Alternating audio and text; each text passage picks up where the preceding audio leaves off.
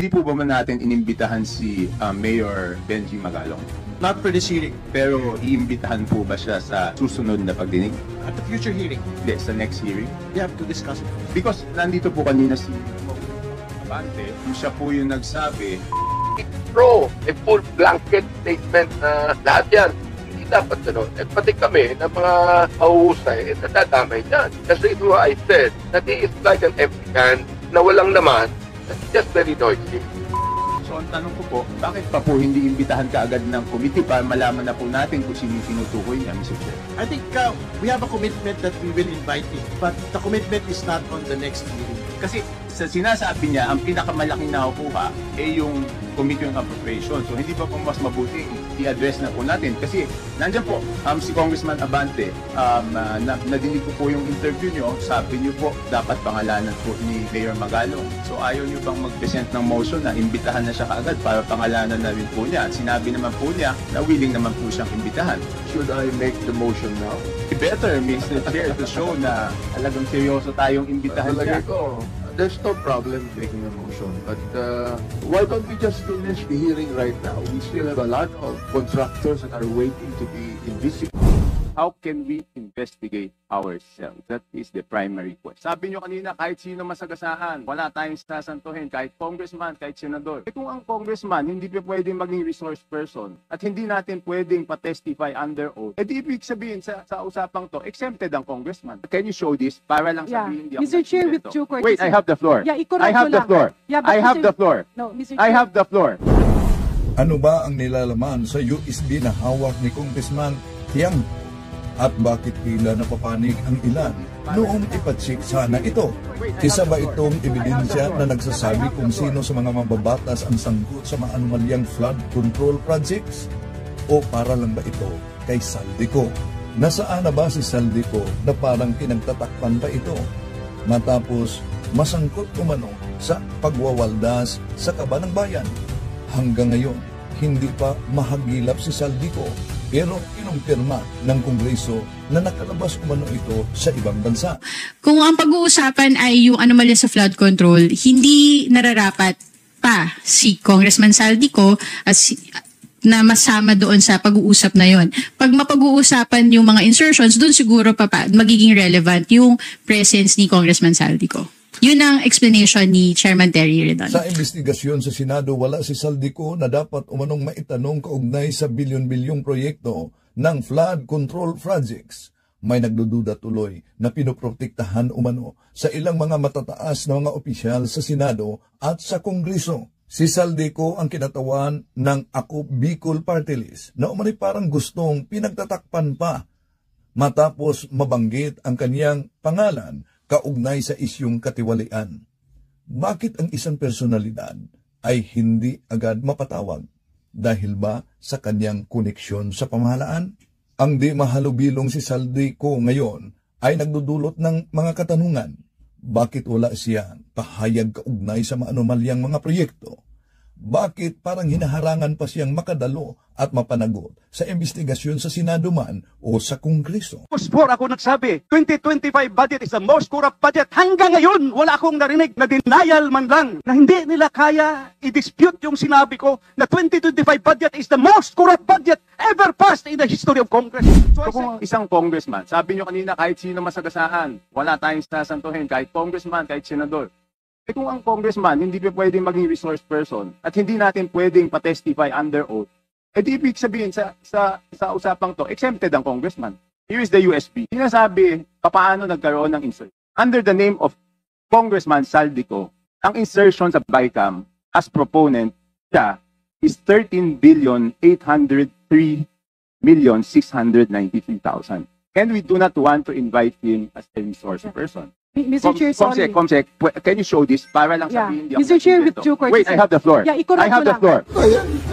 Siya po ang scripted, siya po ang budol, peke po, dahil nakita niyo naman may binabasa siya. Tinaral niya na meron siyang kakamping na nag-abogado sa kanya, nandun lang. Unang-una, again, pangbubudol na naman po yan. Napakalaking pambubudol. Ang kala nila ang taong bayan, hindi matalino. Matalino po. Sasagutin po natin yan.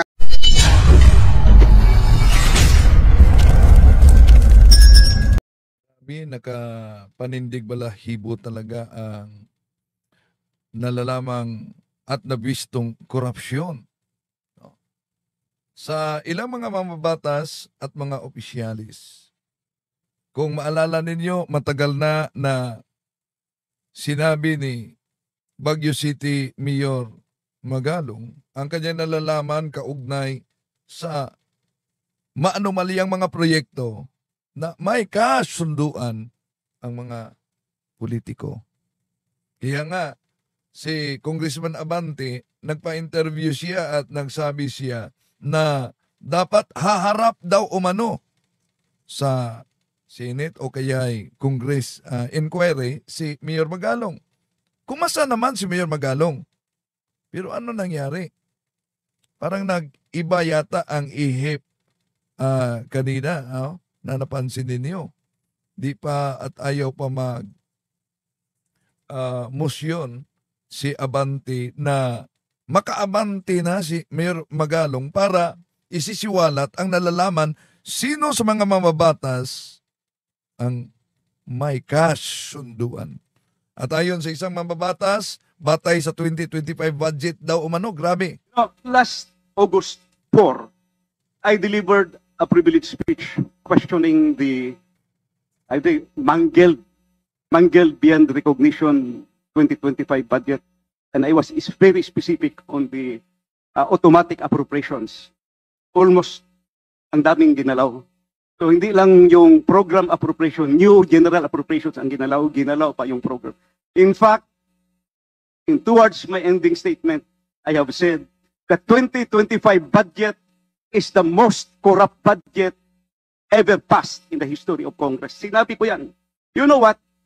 Nung araw sa time namin, pag may nag-mention sa previous budget, yung former chairman, tatayo kagad yan sa plenary. Magsasalita, question of privilege, individual and collective privilege, i-explain kung anong nangyari. Mr. Chairman, August 4 ako nagsabi, 2025 budget is the most corrupt budget. Hanggang ngayon, wala akong narinig na denial man lang sa previous chairman o sa previous members ng committee. Does this mean na hindi nila kaya i-dispute yung sinabi ko na 2025 budget is the most corrupt budget ever passed in the history of Congress? So I second that motion, Mr. Chairman. Mr. Chairman, I am objecting on the motion. Nag-object si Congressman Abante sa motion. I am objecting on the motion. Chairman, I would like to know the reason why, because I would like to find out if we're going to invite them here, are they resource speakers or they are members? So, batay sa mga datos na isiniwalat ngayon mga kapatid, nitong paggrabe sa korupsyon sa ating bansa. Alam nyo na dito pa lang makikita natin na karamihan sa atin ay naghihirap. Bakit naghihirap? Hindi dahil sa kunti lang ang pera sa ating bansa. Kung tingnan niyo, ang halaga na involved, trilyones sa flood control. Hindi mas malaki yan kumpara sa populasyon ng ating bansa, di ba? Milyon ang populasyon ng ating bansa. At ang pinag-uusapan na nawala ay bilyon o trilyon. So naghirap tayo hindi dahil maraming tao. Naghirap tayo dahil may mga nangnanakaw sa kaban, sa pundo ng ating gobyerno. Imagine lang ito, oh. Ha? At bumabaha ng biyaya sa 2nd District. It is because of our dear Speaker. Taix, dahil ni Speaker. Kaya may akap, dahil ni Speaker. Kaya may tupad, dahil ni Speaker. Isiniwalat ni Baguio City Mayor Benjamin Magalong. Sandali lang, dahil kay Speaker daw.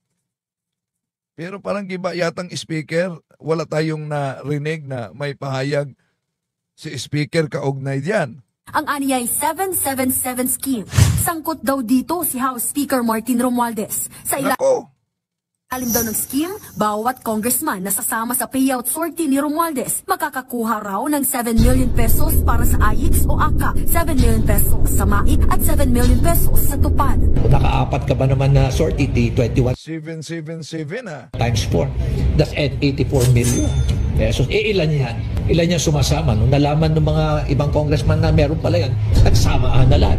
Tanong ko lang, yung 7-7 scheme na ba yung pinapakita?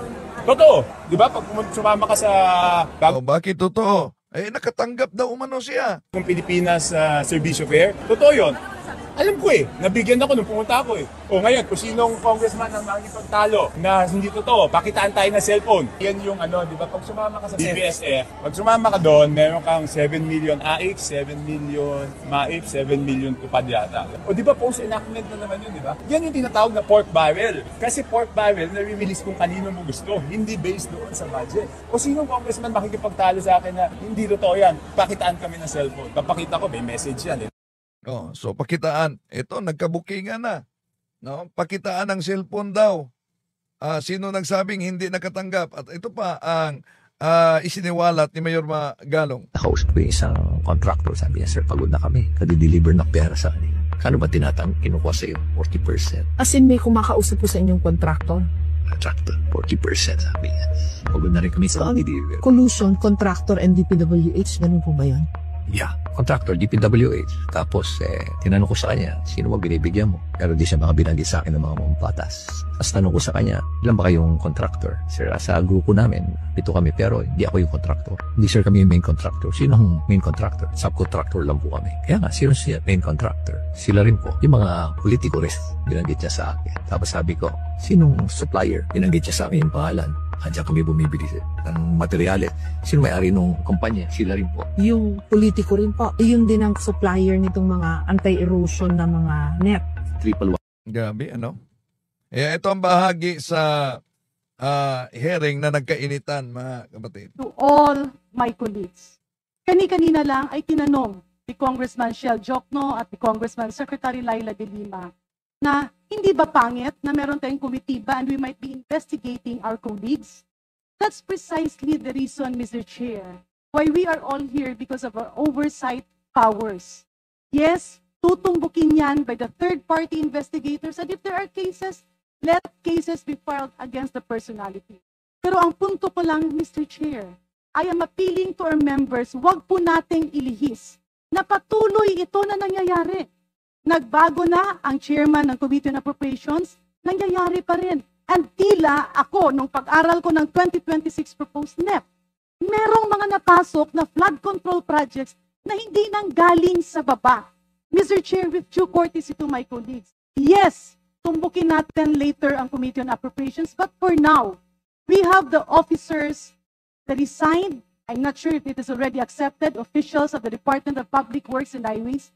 We need to know paano ito nangyayari. And also, Mr. Chair, if I move forward, the intent of this committee is to exercise of oversight powers to put in and instill measures para hindi na maulit. Instead of focusing on a single situation, as reiterated, as conveyed by my very good friend, Congressman Ungab, baka pwedeng, we can invite them. We can invite a colleague who is not a member of the 4 committees. So the former chairman of the Committee on Appropriation is not a member of all the committees here. Pwede naman niyang imbitahin. Why do we have to put on motion? Let us not make the investigation personal. Let us all work together so that in the 2026 budget, while we are ongoing the deliberation, let us identify yung mga singit na flood control projects, yung mga cat's eye na nandiyan pa rin at hindi pa rin natatanggal. Let us do our job by putting a permanent seal to to all these anomalous things. With that, Mr. Chair, may I appeal to my colleagues? Yes, let's invite the personalities mentioned. Let's do away with motions and divisions of the House because we are losing focus. Balikan natin, ano bang iniimbestiga natin? Na mapunta ang pera ng taong bayan sa tamang proyekto. Na mapuntahan ang investigasyon sa dapat na mga baguhin, that we have a new secretary, that we will be helping him, maybe put everything in place, all the safety measures, at yung mga admin orders, executive orders na nandiyan dyan, tanggalin na natin. while we are all here. So again, Mr. Chair, may I repeat my appeal? The focus of our investigation is to nip the bud, putulin ang ugat para hindi na ulit tumubo. And with that, Mr. Chair, let's move forward to the interpellators that have signified their intention to ask questions. And I believe the Honorable Erice, as I earlier talked to him, is amenable to inviting a colleague. Kung hindi dumating, then let's discuss that. But is that the solution? Because any member of Congress will change, any committee chairman will change. But if the root of the cause of all of this will not be nipped, paulit-ulit pa rin itong mangyayari. Thank you. Congressman Chanco, then Congresswoman. Mr. Chair, yun na nga ang problema, no? Nung unang ginawa to, I was against it. How can we investigate ourselves? That is the primary question. So kung isang congressman, sabi nyo kanina, kahit sino masagasaan, wala tayong sasantuhin, kahit congressman, kahit senador. Eh kung ang congressman, hindi pa pwedeng maging resource person at hindi natin pwedeng pa-testify under oath, eh di ibig sabihin sa usapang to, exempted ang congressman. So paano tayo mag-iimbestiga? Paano tayo? Number one. Number two, Mr. Chair, here is the USB. Sinasabi, paano nagkaroon ng insert? Under the name of Congressman Saldico, ang insertion sa BICAM as proponent siya is 13,803,693,000. And we do not want to invite him as a resource person. Mr. Chair, sorry. Comsec, can you show this? Para lang sabihin, hindi ako Mr. Chair, with nagsimbento. due courtesy. Wait, I have the floor. Yeah, I have the floor. Yeah, I have the floor. No, Mr. Chair. I have the floor. Just to, on the I have record, the floor. On the record, Mr. Chair. I have the floor. We did not refuse to I invite. have the floor. Motion to suspend. Mr. Chair, if that's the case, I would like to defer my motion because I would like to consult staff kung itong mga 100 billion na versions sa 2025 budget ay may mga nakasamang those projects as the President had mentioned in Revelations. So, consult ko kung wala po dito, I will withdraw my motion. Pero kung meron, I will insist on. So, Mr. Chair, I would like to request the chair my earlier motion. Thank you. Get the motion heard. Here. Point of order, just input from the movement. So when he moves for the deferment of his motion earlier, not really withdrawing the motion. Do I take it correctly? As I said, I said, Mr. Chair, I'm not withdrawing my motion. I'm just deferring my motion to order to consult my staff whether 100 billion insertions in the 2025 budget includes those projects as mentioned by the. So, in order to be fair, isn't it? I'm sorry, Mr. Chair, I have to. Isn't it back to our colleague, the near minority leader?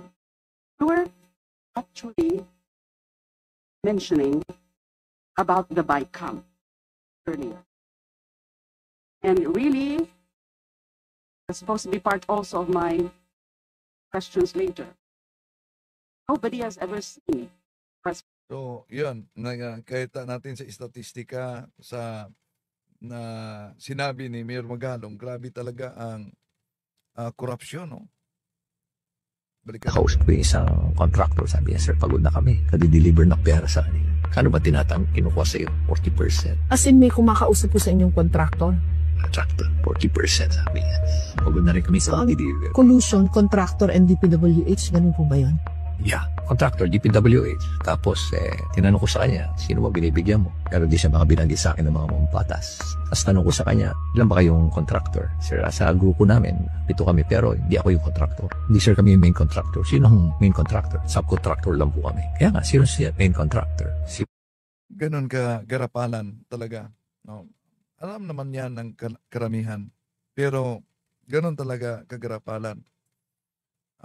puwera sa mga nanindigan at hindi corrupt talaga. Pero ang problema mga kapatid, alam nyo, alam ito ng kahit sa mga laiko, na may mga pari, pati na obispo, nakipag-inuman pa at tumanggap pa ng pera galing sa politiko.